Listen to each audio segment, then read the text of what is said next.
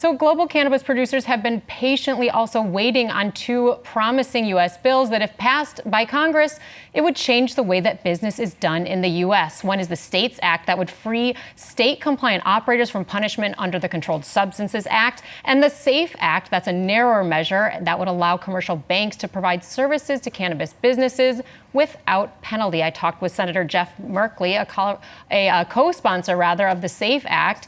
Here's what he had to say about the status of those two bills and why a Senate hearing on the SAFE Act is taking so long.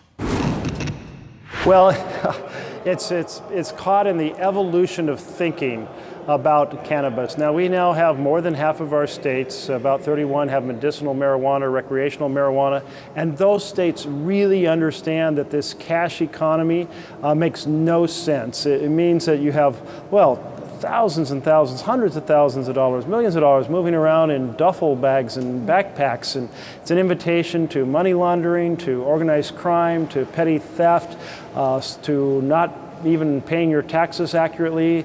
I mean, we need to have electronic backup to all of this, be able to use the banking system. And so we're gradually building steam. We now have 31 sponsors here in the Senate. And the parallel bill that's been introduced in the House has passed out of committee, and we're expecting positive action on the floor. What about hemp and CBD? Does that need to be included in this bill? Well, we already made so much progress on hemp. I teamed up, Senator Wyden and I from Oregon teamed up with the senators from Kentucky, Mitch McConnell and Rand Paul. And hemp is now a full legal agricultural product. We're pushing the FDA to act quickly because that's really the hang up now. There's some states that are a little nervous. What is this CBD oil?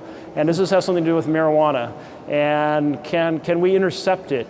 And the answer is no. This is now a full agricultural product, but it needs to have FDA put out regulations that pertain to labeling and shipping, just to give everyone to get the message, if you will, that this is now a legal agricultural commodity.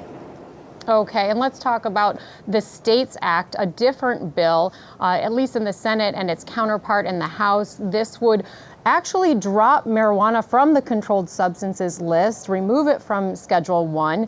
Is that the way that things need to go? Is the Banking SAFE Act enough?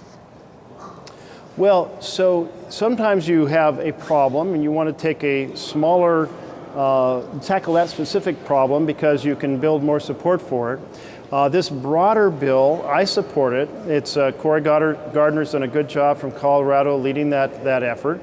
But sometimes the broader the bill gets, the less support it has. So we're trying to find both the policy path and the political path forward. So Senator Lindsey Graham said that he wasn't all too excited about moving that bill forward. Have you seen any change in his position there? No, I haven't heard from him recently about any change in position. It's one reason I'd like to actually have these bills on the floor of the Senate. The Senate hasn't been doing much in the way of legislation. It's been doing mostly nominations. And you find that people's thinking evolves because they're so, up here in the Senate, people are dealing with 100 issues at once. But when something's on the floor, it's in front of them, they get briefed by their staff and they kind of go, oh, I get it, this is okay.